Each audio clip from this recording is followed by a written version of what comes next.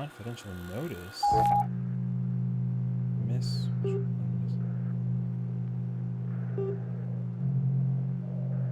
Any what? Disappear through a door from any architectural plans. What?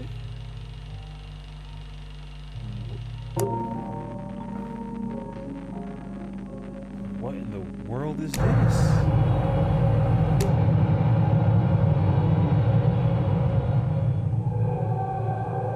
Oh, this is creepy.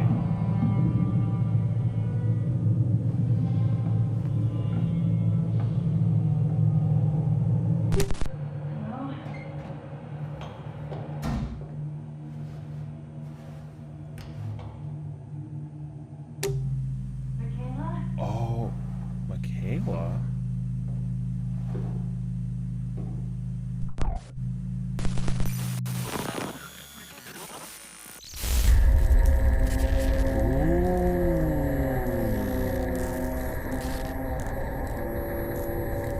Okay. Okay. How's it going, everyone? Session here. Welcome to officially the reveal of Dead by Daylight's patch 7.6 with the PTB. We have ourselves a new killer and a new survivor, and this one is creepy for the ward. So let's check out what's going on. New perk type. Perk type? Invocation? Wait, what? Wait, is this like a new boon system thing? Invocations are a new type of survivor perk. Invocations require survivors to activate Assault Circle in the basement. Yo, what? Okay. A penalty, wait. On activation, a penalty is paid in exchange for a large boost. Wait, there's a new perk type? Okay, so I guess like the last time we got like a new perk type was the boon totems. So now we have a new one, invocation, that requires you to make assaults. Yo, this is very, very creepy. Okay. New survivor, Sable Ward. Her perks are. She looks amazing, by the way. Just throwing that out there. Um. Okay. Perks are Invocation, Weaving Spiders. Okay. When in the basement near the circle, press the ability button to begin the invocation. Invocations take 120 seconds. Other survivors will see your aura during this and can join ongoing interaction, increasing the speed. Oh my gosh, it's like a real like seance witch thingy. Or like, man, okay, this is that's kind of creepy actually. Okay, increasing speed by 50% each. I feel like the numbers are different because okay, I feel like they didn't really figure out a balance of the numbers. Okay. Increasing speed by 50% each. If they have an invocation perk equipped, they increase it by 100% instead. Ooh. So if there's multiple people with the invocation perk, it's better? Okay. Once the invocation is completed, you become injured and broken. For the rest of the trial, you become injured and broken for the rest of the trial. And all generators instantly gain 9, 12, or 15 charges. Oh, wow. That's like what? Isn't a generator like 80 charges, basically? So it's like almost 20%? But all generators? That's kind of insane, actually. Because if you do this in the very beginning, what? There's like 7 generators normally, so all 7 generators gain 15 charges. That's kind of insane, actually. So, okay. Completing the invocation disables the perk for all survivors. Oh, okay. So you can't do it multiplicatively. Yeah, that makes sense, actually. Yeah, there's only one possible way of doing a circle thing. Interesting. Okay. So you go into the basement. You got like the circle thing going on. It's creepy seance cultic nonsense. And then completing it takes 2 minutes. But if you do it, every generator does 15 charges, and then once it's completed, you become broken and injured for the rest of the trial. This sounds very cool. I feel like it can be very interesting how it plays out because honestly, I'm just so curious. I have no idea. Really, really cool concept. I wonder if the killer has one as well. It'd be crazy if they have like their own new perk introduction to add to the game. Okay. Strength in Shadows. When in the basement, the perk activates. It unlocks the Strength in Shadows ability, which allows you to heal without a med kit at 60% normal healing speed. Oh, that's crazy, actually. So you can go into the basement and heal yourself without the use of a med kit. That's actually really cool. Okay. When you finish a heal in the basement, you can see the killer's aura from 6 to 10 seconds. I like that. This perk is definitely going to be really good, but it's really cool though. You know what actually is also fascinating? Okay, not for nothing, but the killer has their own. Okay, Huntress has a perk that's called Territorial Imperative that literally lets you see people in the basement when you're away from the basement for like a certain distance. Did they just figure out a way to make that perk kind of like not terrible now because of this invocation thing? That's kind of nuts, actually. These two perks literally can be countered by Territorial Imperative by just like understanding that people are in the basement, sort of thing. That's really cool. So I actually like this so far. I don't think the Territorial will get like a buff or anything, but it's at least now a perk you can use with like a reason. So far, 2 out of 2, massive W perk. And the last perk is Wicked. Note, the PTB features an older version of the perk, which has since been replaced. The effects listed below are how the perk functions on the PTB, but this effect will be changed before the update goes live. Okay. The perk starts with 1 token up to a maximum of 5 tokens. For each token, you recover Mangled 20% faster. Ooh. Wait, you start with 1 token up to 5. For each token, you recover from Mangled faster. Okay, so it can be almost 100% faster. For each 15 seconds spent in the basement, you gain a token. Oh, wow. All 3 of the perks she has are all basement perks? Okay. Interesting. And then while affected by the curse status effect, you can heal 10% faster. Huh. Okay. That's really cool. I actually like all 3 perks so far. This is actually so sick. So it's cool too because like she literally he looks creepy. I hate to have to look at what his notes are, but I love her design so far. I think the community will also, but I also really like her perks. The fact that she's got like the whole um like circle in the basement cult thing going on with this is actually so sick. It's very voodoo witchy. It's so cool. The killer, the unknown. That's his name. Okay, I don't like that. Okay, let's see. Killer power. Press the power button to charge UVX. Once ready, press the attack button again to launch UVX. It's a bouncing projectile which creates a blast area upon impact. Projectile killer? Okay. Survivors become hindered if touched by UVX while airborne. Okay. Survivors touching the blast area become weakened. Weakened survivors lose health states if touched by the blast area. Survivors lose weakened by successfully staring down the what?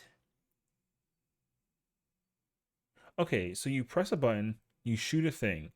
The thing bounces around and it creates an explosion upon impact. People get hindered if they get touched by the thing that's moving while it's airborne. But then if you touch the blast area, then you get weakened. And if you get weakened again by the blast area, then you use a health state.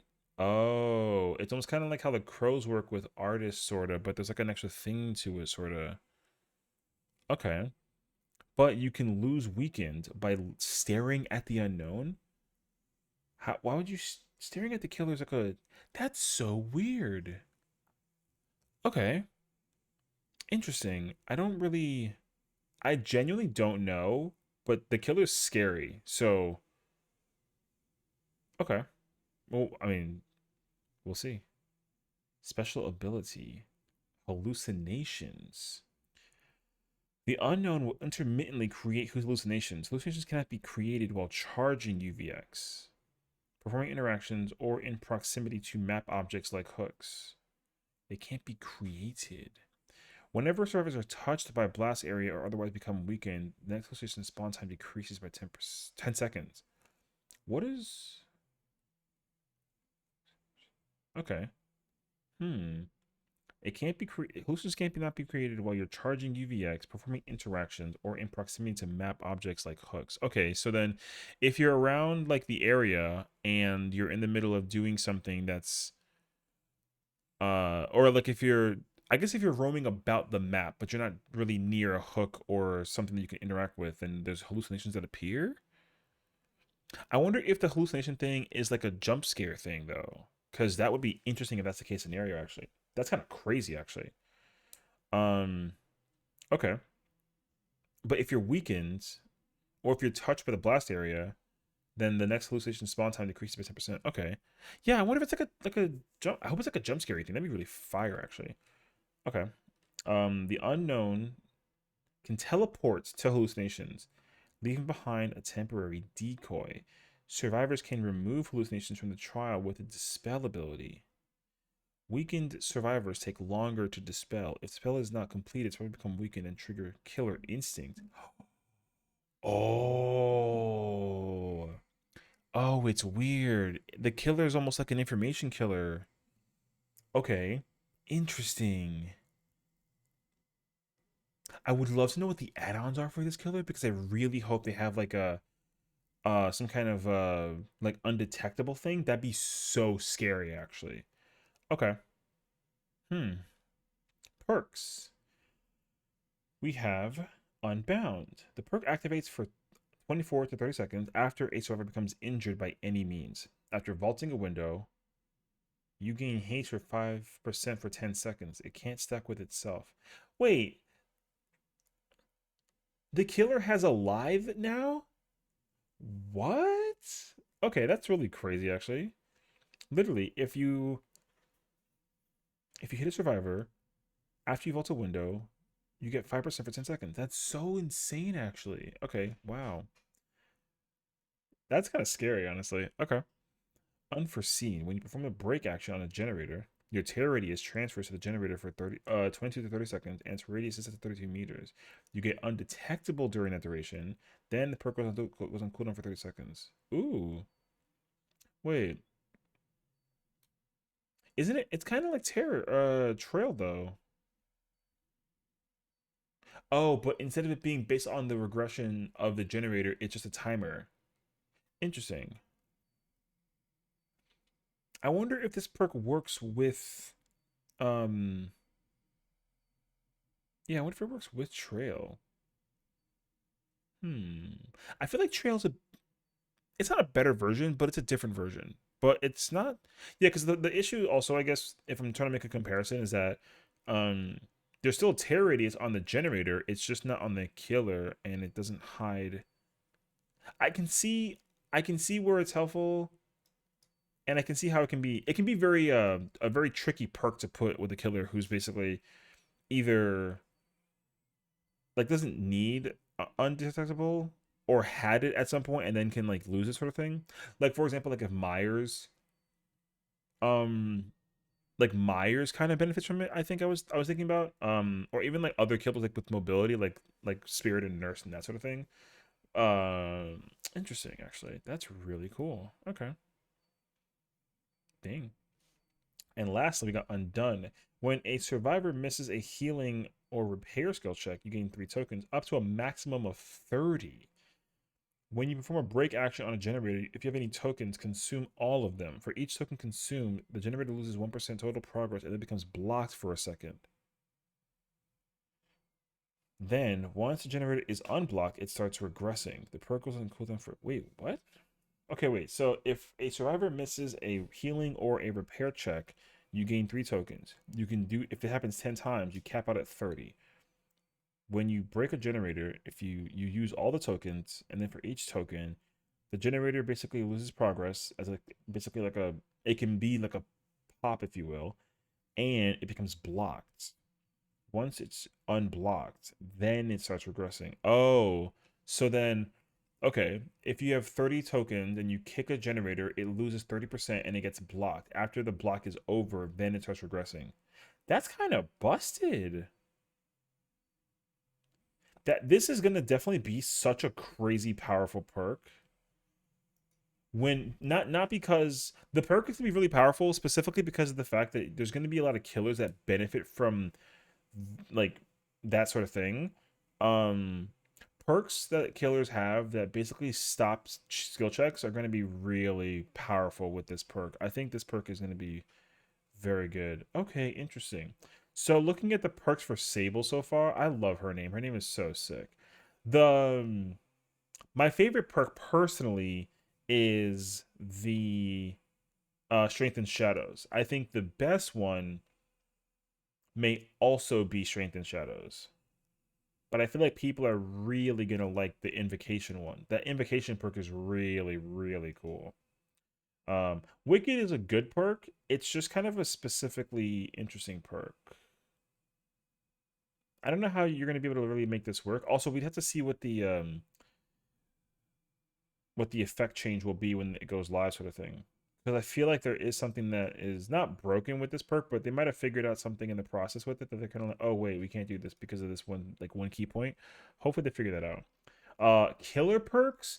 The killer power, first and foremost, is very interesting. I was kind of expecting it to be, um, I don't know, based on the trailer that we saw, the teaser, I kind of felt like it was like a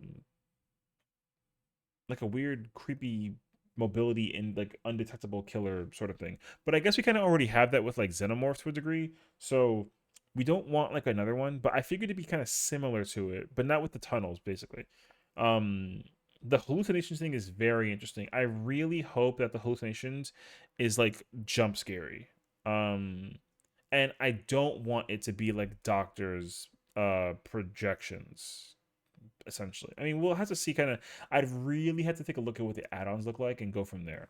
But this is really cool so far, and his perks are really cool. The strongest one is definitely the Undone. My favorite one, I would say, is also Undone. I think Unbound is also extremely good, but it's not good on its own. Maybe it might be good. It's definitely going to be good with other builds. Like if you can build with this perk is extremely powerful. I think Undone kind of has the capability of just kind of doing its own thing, but it does need a perk that kind of helps with the healing and repair skill check thing. Like Chlorophobia would be cracked, Huntress Lullaby would be really good, or even like killers who have that as well, like Doctor and that sort of thing. So, um, I can think of so many perks that this will go really well with. So it's really scary actually when you think about it. Also, if you can force them to make mistakes with checks, that'd be also really crazy. So, new map, Greenville Square. A new section of the Withered Isle has opened up to the players. The Greenville Square is a very different environment from what was previously seen from that realm. It features a brand new set of tiles, including a new main building, the theater. Make sure to explore all its layers. Looking for the statue where two familiar friends would meet up and leave their mark. What does it mean and where will it bring us next? No one ever came back to tell us. Uh the map kind of gave me the idea that it's like I don't know. Okay, here's my thing. I'd like to believe that it's going to be an indoor map primarily with like outdoor features, but I don't want to get my hopes up because I had that same hope when it came down to the Nostromo and the Xenomorph DLC, and it turned out that that map was like primarily outdoors with like a small indoor section. So I feel like this is going to be another outdoor map. It's going to be darker, but it's going to have like an inside, like an indoor building kind of thing, kind of similar to like Ormond. Um, but we'll see. I really hope that this map is a good inclusion to the list that we have of maps already because we haven't had a new map in like a little bit. So that's cool. Mangled update. So obviously we kind of talked about it in the previous update in February. So now Mangle up till now has required survivors to heal in order to remove the effect while also slowing down healing speeds. Two cream meaningful player choices will be adding a timer to every source of Mangled in the game, allowing players to heal through it or wait it out. So the perks affected are Blood Echo Socket Butcher, which is the big one, and then Gift of Pain. That's another pretty important perk now that I think about it too. But Sloppy Butcher is the big one. And then all these add-ons. Yeah, so this kind of gives you a really good idea of how many add-ons are really like, you know, the cause of not people's frustration per se, but like, you really don't think about how often the perk is frequently used until you realize how many add-ons are used. People use the add-ons way more often than they use the perk, so that's kind of give you like a little bit of an idea about like, oh yeah, this is how much mangled is applied just in general, you know? So this is cool. We'll see how. So we kind of talked about it before. I felt like the idea of the effect lingering between 60 to 90 seconds was kind of bizarre to a degree. I feel like it's not gonna matter. It'll kind of depend on like how it really works out, but I feel like most people are still going to just be healing through it. Um, but we'll see kind of like how it plays itself because I haven't really felt like a need so far in terms of having to wait for Mangle to go away. I'd rather just heal people through it, sort of thing. So we'll see. Killer updates. So yeah, we did talk about this as well in the February developer update as well. So they kind of changed the Blight add-ons. They did a lot of base kit changes to the Clown, to Demogorgon, to Huntress, to Doctor and Hag. Long story short, Demo is more faster by recovery when using the Shred. Clown has more potions, and also they increase the activation of the speed antidote, or the afterpiece rather. So that's cool.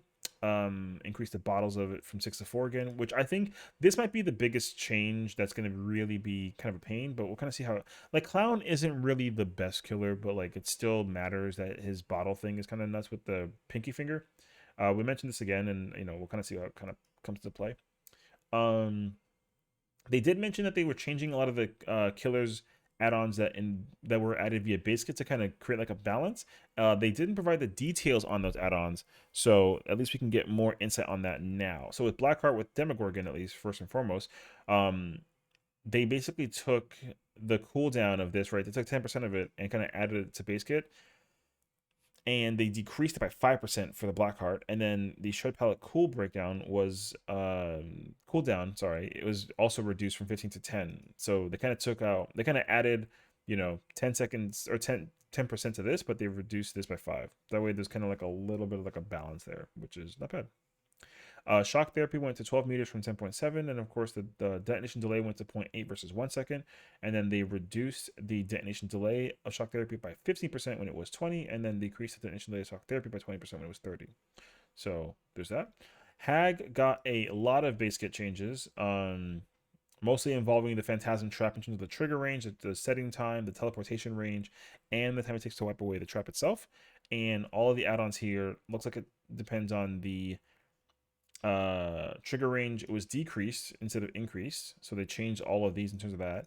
The duration was decreased significantly from 55 to 20%, but again they did change that to the base kit as well, so that's kind of going to compensate for it, so that makes sense. They increased the teleportation range, the increased trigger range duration, as well as the setting speed. So there's that. With Huntress, they increased the hatchet count from 5 to 7. They also increased the movement speed while holding a hatchet, as well as the wind-up speed. And then there's no add-on changes to that. Pig got a lot of changes.